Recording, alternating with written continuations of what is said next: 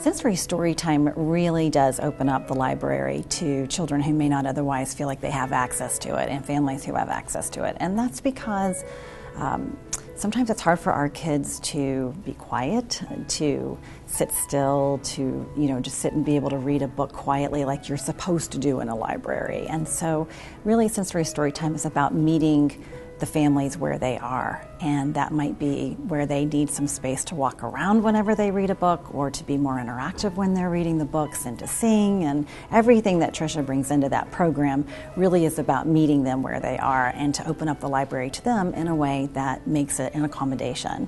We are really hoping to expand it, and if not in every branch, at least hoping to expand it to every kind of quadrant of Summit County, to where it's accessible for everybody. And I know that the library system has been hard at work, where Tricia's training other librarians to be able to do the program, and we're just thrilled with that. So we're hoping to continue to support that in any way that we can.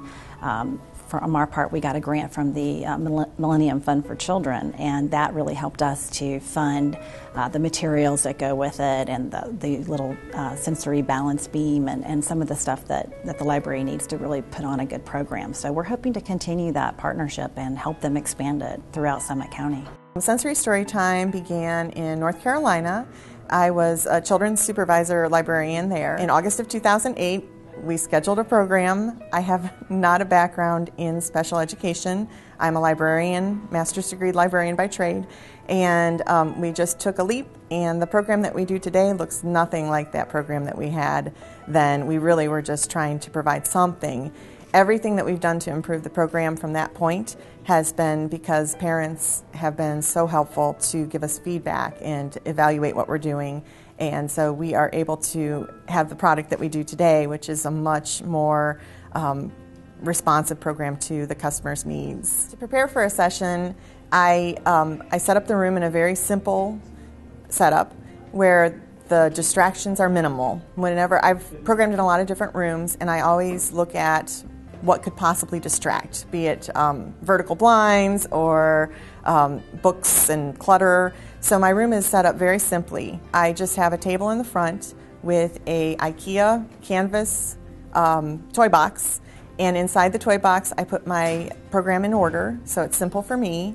I have the schedule on the wall, and I have the sensory balance beam at the back of the room set up behind the tables in the area where we do the social or playtime. When I start the program, I like to go over the schedule for the day. I also like to welcome. That's the first part of the program that I have after going over the schedule. I like to welcome everybody and explain that the class is not intended to be exclusionary. It's to offer a safe and non-judgmental environment for people who might not consider that their family is, a library customer, and that we have options for them. There's other adaptations to the sensory related things. So that would include, instead of clapping, we do knee tapping because it's less jarring and doesn't make as loud of an echo sound. The music that I choose is more acoustic. It's not as rabble-rousing as I typically would do in a music story time. It became apparent right from the beginning, way back in 2008, that the social and playtime was so important, not just to the children for them to have social interaction with each other, but for the parents to also have a place where they can relax and know that the children are there and they're engaged in activities with other children and with adults, and that they are able to talk to people. They talk about doctors, they talk about therapies, they talk about things that they're doing that are working for their children, and the value of the social time is just the impact, I think, of the social time is so very important.